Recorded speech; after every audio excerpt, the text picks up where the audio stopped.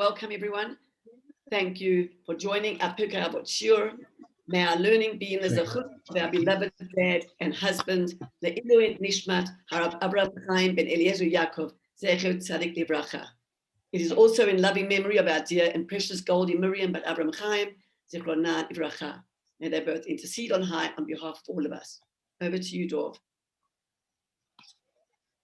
Thanks. Good evening and welcome once again. Thank you for joining us to learn this Mishna as a zechus for my dad, and it's a great zechus. It's a source of great zechus for him that in his passing, his Torah should continue to be studied. The Torah which he loved, his midas tovas, it all should be continued to be studied and to be amplified. It's a continued great zechus for him. And once again, I thank you all for being part of that and for helping us to accrue that, to make that zechus. So the Mishna we're up to now is Perek 1, Mishna Yud. Shmaya and Vavtaliyon kiblu mehem. The next of the zugos, I think it's the fourth pair of the zugos, they received the tradition from them, from Yehuda ben Tabai and Shimon ben Shetach, who we discussed last week. This week we're introduced to a new pair of great Tanoim who led zugos, who led Klal Yisrael in tandem together, Shmaya and Vavtaliyon. The Rav Mebar Tanura brings, amazingly enough, that these Tanoim, Shmaya and Vavtaliyon, came from the lineage of Sancheriv, who destroyed the Beis Hamikdash. It's incredible that Sancheriv should be Zocher, so to speak, that his Eineklich, his great-great-great-grandchildren should not only be studying Torah, teaching Torah, but they should be Zocher to be the Nasi and the Av Beis Din. It's incredible. And they were Geirim Mamish, according to the Rav. Not only they came from Geirim, but they themselves were Geirim. And I think the point is an amazingly important point, that Torah is Mamish a meritocracy. It's really not something that you can yorish. Greatness in Torah is open to all who seek it. You can grow. The sky is the limit. One can go beyond. It just needs a strong rotzon. The vil nor, my dad liked to say that they said about the vil nor gon. They said, vil nor, if you just want to, it's a play on the name of the town, Vilna, if you just want to, if a person has a rotzon. And here it is, we're studying the Torah in Avos of B'nai Banav Shel Sancheriv. It's an incredible thing. Very interesting, the name Vavtaliyon, the Rav brings, and many of the Mefarshim bring, comes from it's a contraction of two words. Av Talia, the father of the orphans, of the children, because the Rosh Beis Din, as the Rosh Beis Din, they kept an eye out for the orphans who had nobody to taina for them, to express and iterate their cases and their causes. The Beis Din's job was always to be there for them. And so he's called Avtalia, the Rosh Beis Din Avtalia. It's still interesting why dafka him. Why haven't we seen this by any of the other of Beis Dins? And perhaps it's as simple as to say that in his time there was a particular need. The Yisomim needed, there was a crisis, perhaps, but that's just a suggestion that he, of all the others, is referred to as Avtalio, which really, according to this pshat, means the Av Beis Din.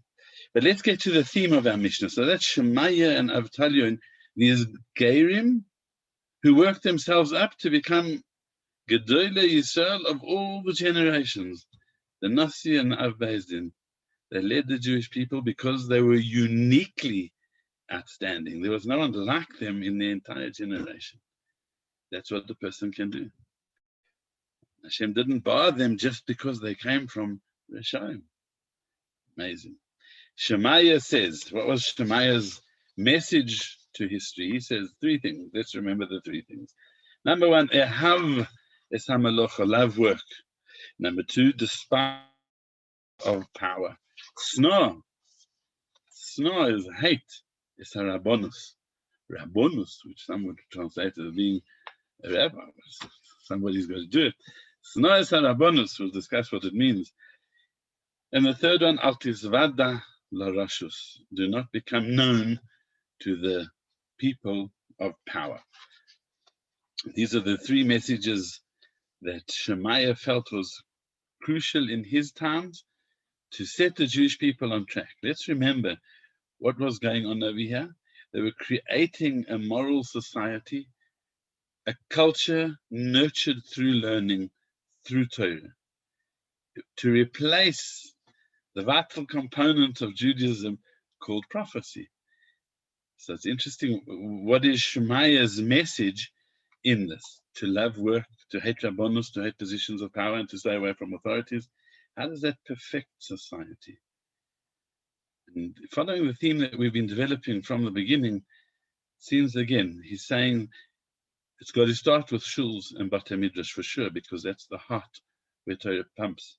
Then it's got to go to the home. The home has to be a place of Torah, a place of sages, a place of chavashaft, a place of chesed, a place of kindness.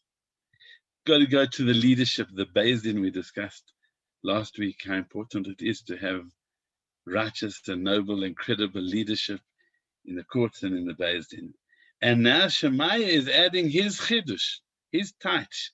And what next? What's the next level? What's the next layer of Yiddishkeit, of building Yiddishkeit and a culture of Torah? And he says, funnily enough, it's socio-economics. It's your attitude to your workplace and your attitude to authority, your social attitudes, as we'll discuss these 3 points. Number one, you should love work. Rosh Raphael Hirsch describes it like this, just to go through the three quite briefly.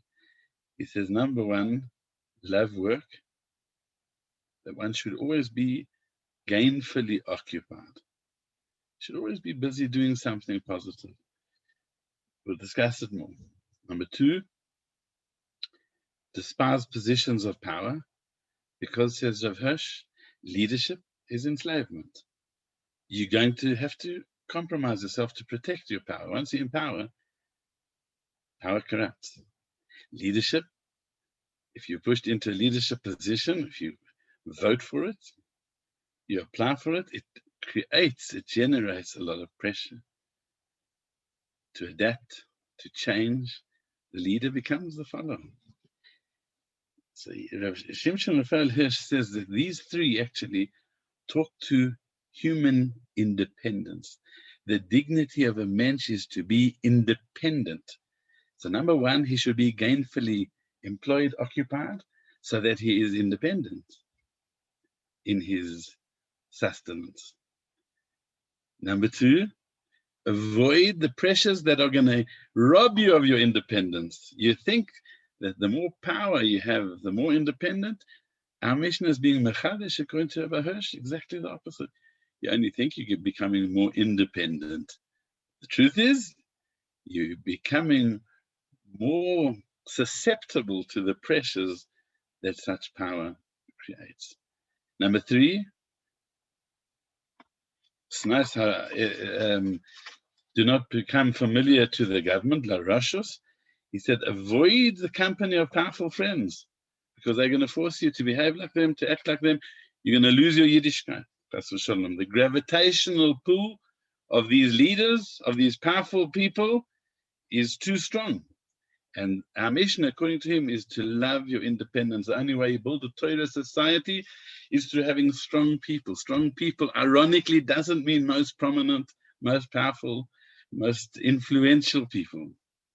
It's not what the success is, according to Hirsch. Most independent means most able to live your life the way you want to, the way you believe that you should, the way that the Torah tells you that you should. so that you can relate to HaKadosh Baruch Hu through your learning, through your family. That's called independence, not prominence, not power, not fame. Amazing.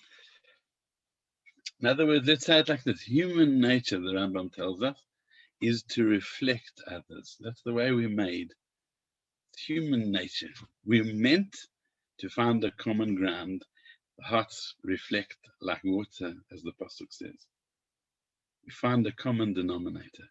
How much more so when it's amplified by these great pressures of power and power relationships. So this, according to Rav Shimshon Raphael Hosh, is the ikar vort of our Mishna. You need to retain independence so that you can live the life the way you want to, the values that you choose, and not to be crushed by the pressures that the power mongers wield, even if you are the power broker, amazingly enough. Now let's take them one by one. Ehov es hamelocha, love work. Note, the Mishnah doesn't just say work, develop a good work ethic, work honestly, work hard. It doesn't say it. It says ehav, it's something to love. It should be primary. Should love work? Some say what it means is you've got to train yourself to the work that you have to be doing, the work that is your calling. Train yourself to love to work so hard that it's not a strain, that on an off day you find yourself going back to it. Love your work. Not good enough just to work hard at it, to keep professional hours. It has to be something that's done with love. It's primary. Keep going back to it. The Rav Mebartanura, the classic Mefarish, he says, even if you're financially independent, don't go into early retirement. Why? You got to keep yourself gainfully preoccupied. You have to love the work itself. It's not just for the financial remuneration. You got to love doing the job, love the contribution that you're making. The Gemara says, if a person has too much time on his hands, it creates a lot of problems. It causes moral and cognitive degeneration if a person is not fully engaged in what he's doing, unless, of course, he's fully engaged in his learning, which would be ideal.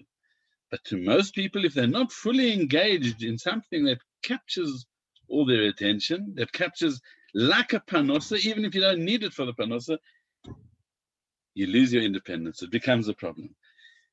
The Mishnah says, "Hav es hamelocha," love work. Some point out that the word melocha doesn't say avoida.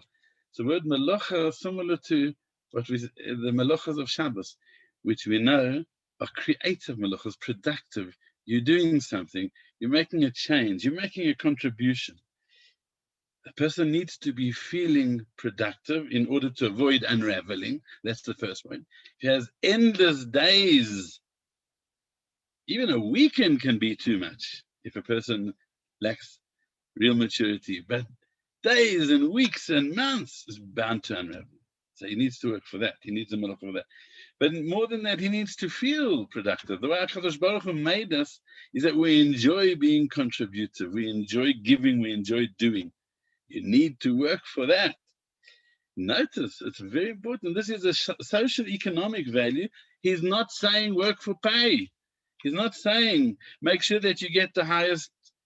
It's a remarkable thing. He's not mentioning the money. Work for the love.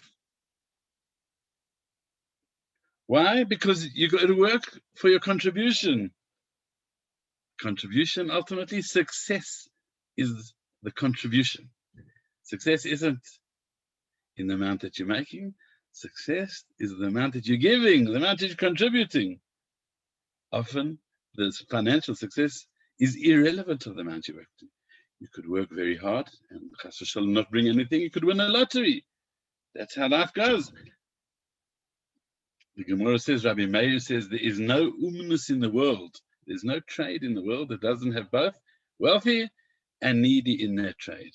Because the wealth and the neediness do not come from the marketplace, ironically, comes from Hashem. Someone said it this way: you don't make a parnosa. Parnosa is not something you make. Parnosa is something you take from Hashem. He gives it to you. What do you make? You make a difference. You make a contribution. This is the socio-economic value that Shmaya is teaching for a morally Torah-dic society. What's it? Don't love the work so that you can climb high on the pole. Love the work. Love the malocha. Love the fact that you can make a contribution. Love the fact that you're doing something, and that's how you gauge your success. The Gemara says that the person should always teach his son, his children, it must be light and clean. Clean and easy. Kalo is clean and easy. That's how you should select a parnosa. Avos explains, just like Hashem made lions to want to tear apart zebras and deers, and he gave them the equipment for that. They know what they like. You don't have to take a lion to school to teach him that grass isn't his staple diet. Don't have to teach him. HaKadosh Baruch Hu implanted in each one of us a netiyah, an attraction towards the parnosa, the place where he wanted us to make our contribution. It's as simple as that. If a zebra, he doesn't have the equipment, he can't go tearing down a giraffe. He can't pull down a giraffe. It's not going to happen. A buck can't do that. And a lion is not going to eat fish food. A person, if he's sensitive within himself and he takes the right eitzes, he has a feeling and a tear. What does HaKadosh Baruch Hu want him to do? How should you choose it? The Gemara says, Rabbi Meir says, he says two things. Kala, it should be something that is easy. It shouldn't be all-consuming. It should allow you time to go to shul. It should allow you time to go learn every day. It should allow you time in the base medrash. It should allow you time with your family. It should allow you time to live the life that you want to live. And at the same time, be a source of bracha. Because HaKadosh Baruch Hu wants to mefanes you through that. And it should be clean, not a business that lends itself to dishonesty. The Gemara says, as part of this work ethic, Peshoit nevilta beshuka, a person should be ready to skin a carcass in the marketplace and be paid for it. Va'al toima, and don't say, listen, it's beneath my dignity. Of course I'd be ready to work, but there's no work that's according to my dignity, and therefore I'm not going to work. That's not the socio-economic policy of the Gemara. Our policy says that don't say I'm too important for this work. Don't be scared to dirty your hands. Our Mishna is teaching all work is dignified, and all batala, any excuse not to work, is undignified. Save, of course, for the people whose melacha is toiling in Torah. That is a form of melacha. In my opinion, it's the highest form of melacha. For the people who are completely engaged in it, that's melacha. But whatever your engagement is, and as we said, HaKadosh Baruch Hu planted in each one of us a netiyah where our contribution should be. But you don't measure your success by how high on the pole you are. If you've made it to the top of the pile, rather how much you're contributing. How much does your parnosa allow you to carve out hours to study, to think, to enjoy the life that you should be, what it's really about. My father always loved the story of his Rosh Yeshiva of Eliyahu Bloch, I think it was, who one of the young men in the kollel was a very serious scholar, and he took himself as seriously. He came to the Rosh Yeshiva and he says, Rebbe, we're having a problem at home. My wife wants me to take out the garbage. And I feel it's not right. I'm a Talmud Chacham. I shouldn't be taking out the garbage. Now, don't forget, their garbage wasn't like in South Africa, where you take it to the backyard when nobody sees. Their garbage, the whole building saw that you were taking out the garbage. So the Rosh Yeshiva thought for a moment and said to him, you're right. It's correct. It's beneath your dignity. You shouldn't be taking out the garbage. End of conversation. The next evening, just after supper, there was a knock at the door. Who is it? The illustrious Rosh Yeshiva. Avraham was taken by surprise. Ready? Why are you visiting? How can I help? And the Rosh Yeshiva said, no, I'm here to take out the garbage. It is beneath your dignity, but it should be done. So let me do it. So this is what our Mishna is telling us. A person needs to be engaged. He needs to love the fact that he can do a malacha, that HaKadosh Baruch Hu allows him to make a contribution. That's your malacha. Love that. Give it primacy in your life. Number 2, second din in our Mishnah, usna es harabonos. Hate, despise rabbonos. Some would say it's the rabbinate. Some would say it's positions of authority. Something ostensibly, most of the Moshems say, it's something to try and avoid. It's not enough not to pursue it. One should try and avoid it. The 2 great examples of Torah leadership, Moshe Rabbeinu, David HaMelech, they both were very reticent, very recalcitrant leaders. Not only did they not seek the leadership, they tried to run from it. And Hashem said, nevertheless, you are the leader. So then they had to step in. And that's the sage's worldview. Don't make your goal leadership. It's not like the modern world. It's so different. Modern world, people pay, they make billions and then pay billions to go into positions of prominence, of authority, of power. The sages said that's not what you should be doing with your life. It's not what you should want. Sometimes it's going to be thrust upon you, as it was. Moshe Rabbeinu, David HaMelech, every other leader in Jewish history. But what you should want to be able to carve out a beautiful life for yourself that's not so needy of public attention and public need. Number 1, because it's highly stressful. It's not kala unakia. Another thing, these public leadership positions, any rabbonos, they have a way of consuming the entire person. They take up not only your waking time, even your sleeping time is taken up.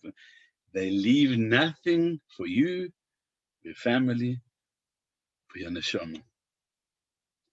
Mephoshim also point out, a person who applies, who's thrust into position of power, it becomes so all-encompassing, so pressurizing.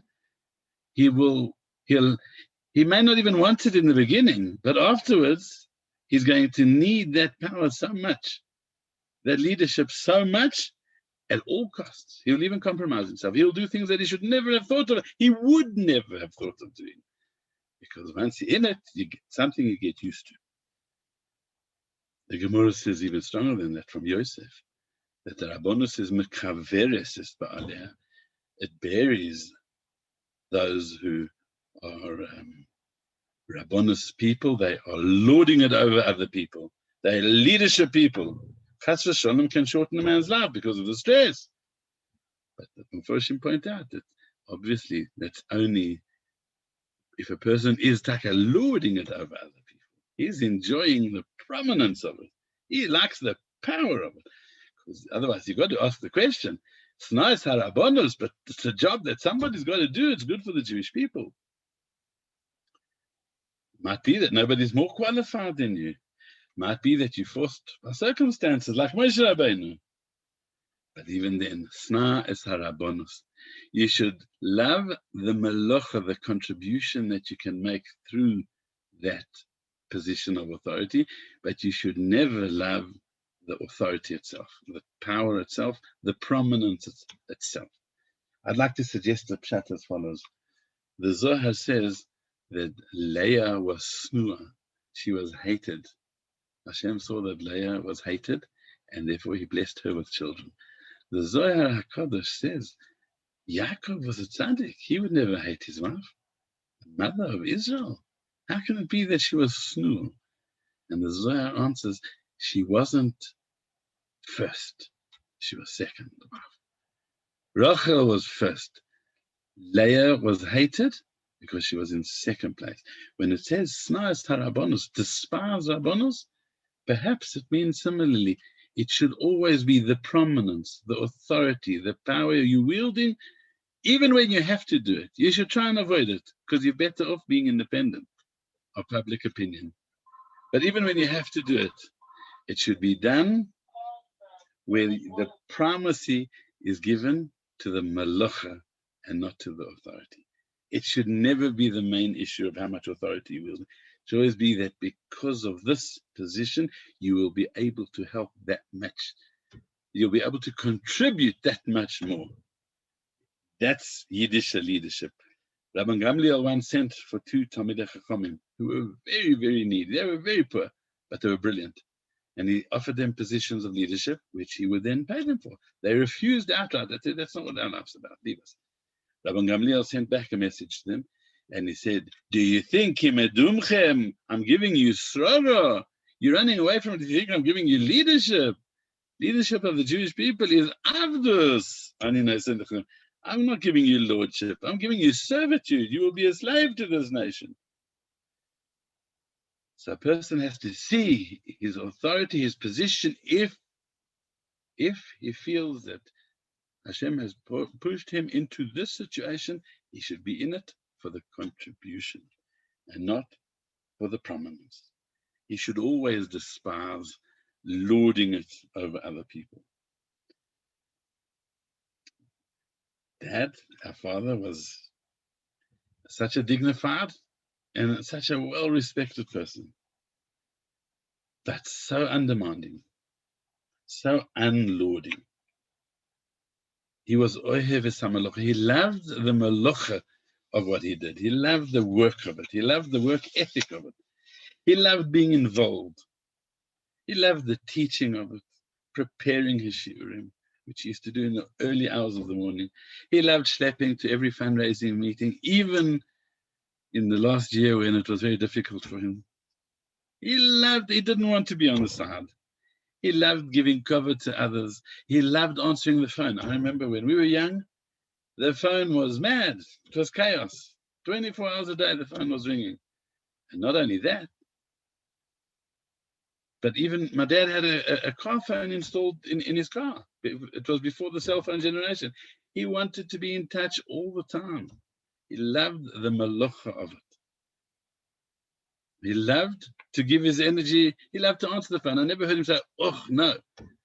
I think I developed a phobia about it. But my father loved to answer the phone. He loved to be there for people. He wanted to. You could schlep him out for a chuppah an hour and a half. So you're giving him a bracha? No problem, no problem. Doesn't have to be the main dignitary there. He's happy. He often said this to me. Whenever you're involved with other people, you're going to a chuppah, you're going to any place, you have to remember, I'm going there to give kavod, not to get kavod. I'm going there to be mechabed the balei simcha. I want to enhance their simcha because they think it's going to be a contribution. Don't go there thinking that you're going to get kavod. First of all, practically, you're going to get hurt. But second of all, that will destroy you because that's the opposite of what our Mishna is talking about. Ehaves hamalocha, love the work, the learning, the asking the shilas, the preparing the shilas, the preparing the shiurim. Love the helping people. He never lorded it over anyone. He often said to me, he said, you're fortunate. Well, I was a young man. I was overly confident as a young man and wasn't scared to speak publicly. So he said, you grew up with the father speaking in public. I never heard my father speak in public. He said, for me, it was a major challenge. He was telling us something. He grew up meek. His father not only didn't have a public speaking position, he was meek. He was a meek Yerushalayim. My father grew up meek and he remained meek. Even after he achieved terrific respectability and respect in the community and internationally, he remained meek. Never lorded it over anyone. He mamish taught this Mishna. And finally, al tisvada la reshus, we'll do this one quickly. Do not become known to the people of reshus. That means they have reshus beyadon. They are powerful people. They can do as they wish. You will lose your independence, as Rabbi Hirsch said. There's too much pressure in such relationships. You're going to end up doing what they want to. And then when they lose their leadership, you know what's going to happen. You will be forced to behave like them in order to carry favor with them. You will give up your values. It happens all the time. And it's interesting to say over here, it says, despise is not sufficient. Despise your own rise to prominence. When it comes to government, it's not enough that you just treat it as secondary. Keep away. Al tisvada. Do not let yourself become known, because there's no ways to correct that. Finally, Rabbi say, in summation, let us say as follows. The next key is the socio-economic ethic of the Jewish people. That's going to determine our ability to be B'nai Torah, to be a Torah nation, is don't chase fortune, fame, power. It's not our ethic. Our ethic is you avoid it. Seek contribution that you feel is close to your heart. Something that you feel you can do, you want to do. Everything else is going to come from Hashem. Stay close to being a productive person, contributing. And never give away your independence. Avoid the corridors of power because power corrupts. Thank you. Thanks, Dov. This Mishnah truly epitomized who Dad was and what he stood for. You gave such powerful lessons from this Mishnah and so applicable to each and every one of us. Thanks so much, everybody, for listening. Have a good evening.